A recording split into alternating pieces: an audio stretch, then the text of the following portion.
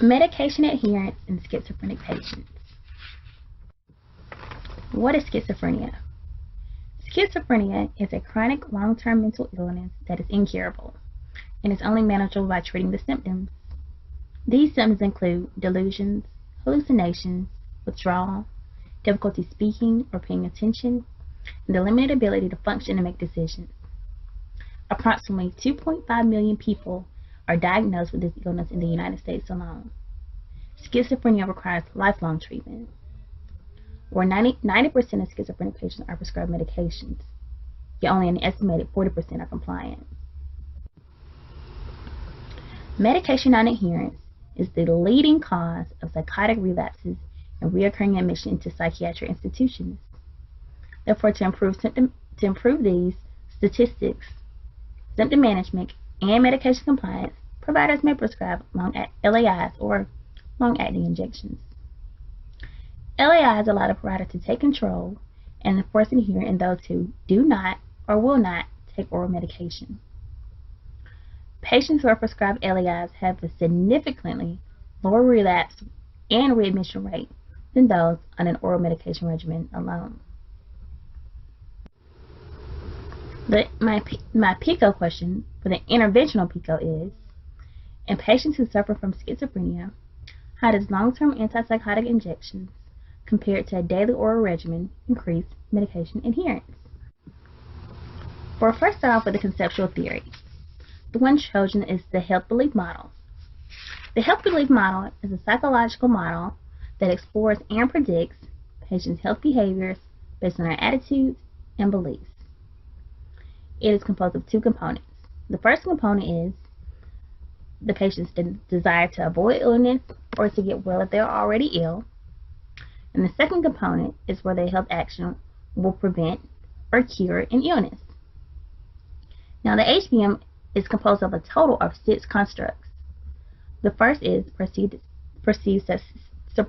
accessibility. 2 is perceived severity. 3 is perceived benefits. 4, perceived barriers. 5, cue to action. And 6, self-efficacy. Now, this PICO of schizophrenic population focuses on the 2 constructs of perceived barrier and cue of action. Perceived barrier is defined as a person's belief on the potential negative effects of a healthcare decision. These symptoms include depression, substance abuse, and complex medication regimen. All these may interfere with their medication adherence, and these are barriers for the schizophrenic population. The second construct, cue of action. It is defined as the stimulus needed to make a decision for the recommended health action. Now, the stimulus in schizophrenic patients may be an increase in hallucinations or paranoid thoughts, or the thought of suicidal or homicidal thoughts or ideations. The increase in negative symptoms may lead to the administration of LAIs after the patient has failed to comply with their prior oral medication regimen. Now, for incompetent patients, cue of action allows the provider to make the decision to administer LAIs as a method to promote adherence, continue treatment, and reduce episodes of remission and relapse. Now we're going into the literature review. The first article, Lower Relapse Rates with Depot versus Oral Antipsychotics by Tuin, Taylor, and Haka. This study was conducted in the country of Finland, where an estimated 2,588 patients were studied from the time they were discharged until 2 years following. It focused on 4 long-acting injections: Haldol, Risperdal, Perfazine, and Zolpidem. Now, after 30 days after discharge, 1,182 patients were continuously taking their medication as prescribed. However, after a 2-year follow-up, only an estimated 1,496 patients had unfortunately been readmitted due to relapse. However, the ratio of reduction rate was proven to be 50 to 65% less than those on a daily oral medication regimen. The second article, long-acting injection formulations of antipsychotics for people with schizophrenia had negative effects on clinical relationships. This study was conducted by Kath Thorburn, which examines the effects that the LAI risperidone has on the patient-provider relationship. 54 participants were divided into two control groups. The first control group was only oral antipsychotics. The second group was the risperidone LAI group. Now, the therapeutic relationship was measured by a tool known as the Working Alliance Theory, which is a 36-item report that measures the patient's perception of their relationship with their psychiatrist. The study conclusively revealed that a deteriorating therapeutic relationship when LAIs were introduced compared to oral medication. However, one of the downfalls of this Working Alliance inventory is that it was only conducted from the opinions of the patients. No opinions were given from the provider. The third article, Clinical Guidelines, Recommendations for Antipsychotic Long-Acting Injections by Kane and Rivera. This discusses the generations of various LAIs and the indications and guidelines for prescribing them.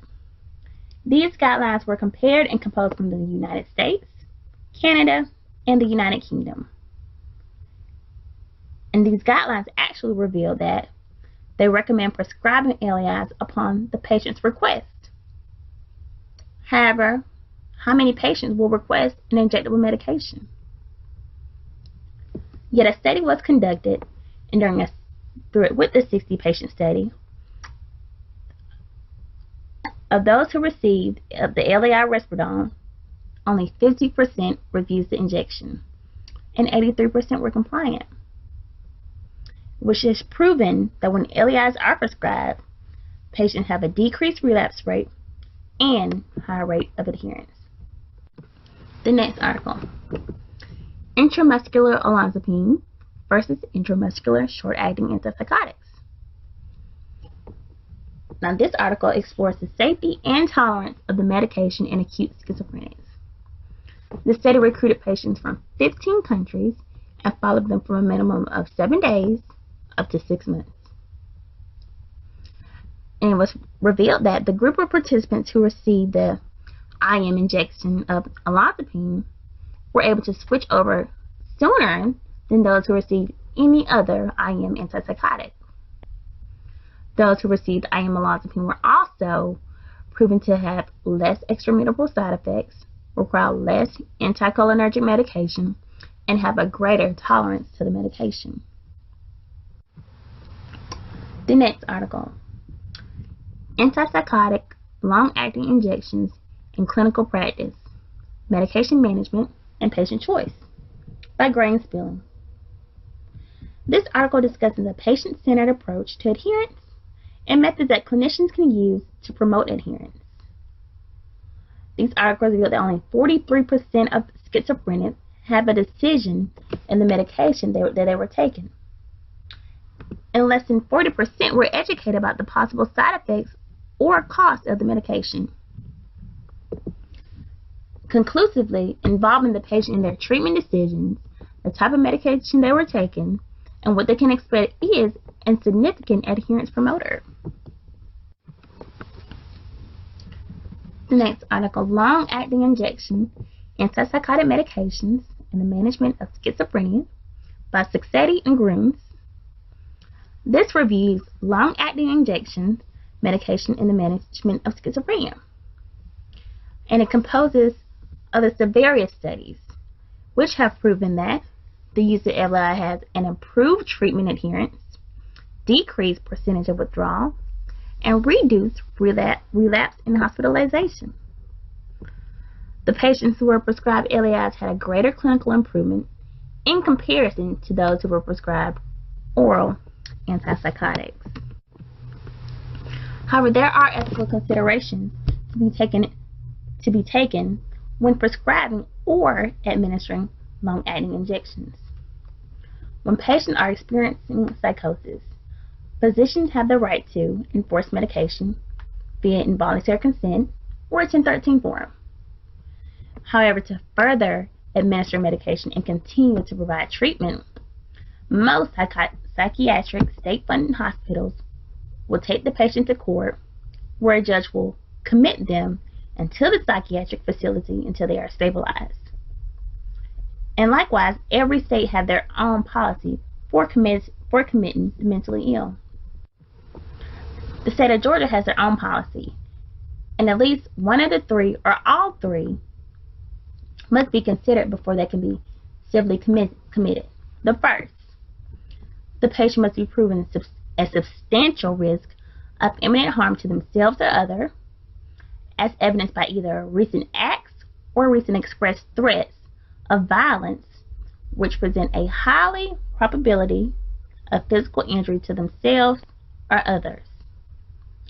2, if they are unable to care for their own physical health and safety in creating an imminent life-endangering crisis. Or 3, they are just in need of an involuntary inpatient treatment. Now, the ethical consideration arises when providers involuntarily administer medications and civilly commit them without their consent. However, the patient's personal health and possible public safety overrules their permission, and they usually are not cognitively able to make a conscious healthcare decision. And the cost is a significant factor, however, for the refusal or non-adherence to medication, whether oral or injectable form. One organization, known as Substance Abuse and Mental Health Services Administration, otherwise known as SAMHSA, it is an organization that makes grants and funds available for substance abuse, treatment, and mental health services. It gathers advice from public members and professionals in the substance abuse and mental health field. This organization also allows for more funds to be available for community treatment and resources such as recovery and support. Another possible source is the National Institute of Mental Health. This is a nationwide, even worldwide known organization that supports specific areas of research and the effectiveness of both psychotherapeutic and behavioral treatment for mentally ill and schizophrenic patients. Because many drug manufacturers and drug companies want physicians to prescribe their medication and want the patients to take them so they can recommend from one company, from one provider to the next, many manufacturers will offers assistance for patients. Common long-acting injections are the Haldol Deck, Risperidone Consta, Abilify Maintainer, and Prolixin Deck.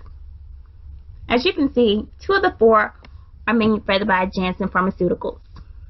Now, Janssen Pharmaceuticals has a website that offers assistance for patients who either have limited insurance or no insurance coverage. And they have 2 programs on their website known as the Johnson & Johnson Patient Assistance Foundation, and they offer various state-funded programs. Now, these programs and manufacturers will assist patients and providers in getting the medication and treatment they need for either no cost or a very significantly low cost than the pharmacy their provider may prescribe. In conclusion, the most beneficial factor in the answer to our PICO question is that LAIs have a 50 to 65% decreased rate of hospitalization compared to oral medication. And when oral medications fail, LAIs are used as a maintenance drug. These benefits of LAIs include: they assure drug delivery in patients who are unreliable pill takers. LAIs monitor adherence as injections are on a schedule. They reduce relapse and frequency, and they reduce hospitalization rates. LAIs have a lower risk of side effects, and they have a greater dose and blood level relationship. It has even been proven, as LAIs are used when continuing treatment and adhering to their medication, patients have a 20% chance of relapse and readmission.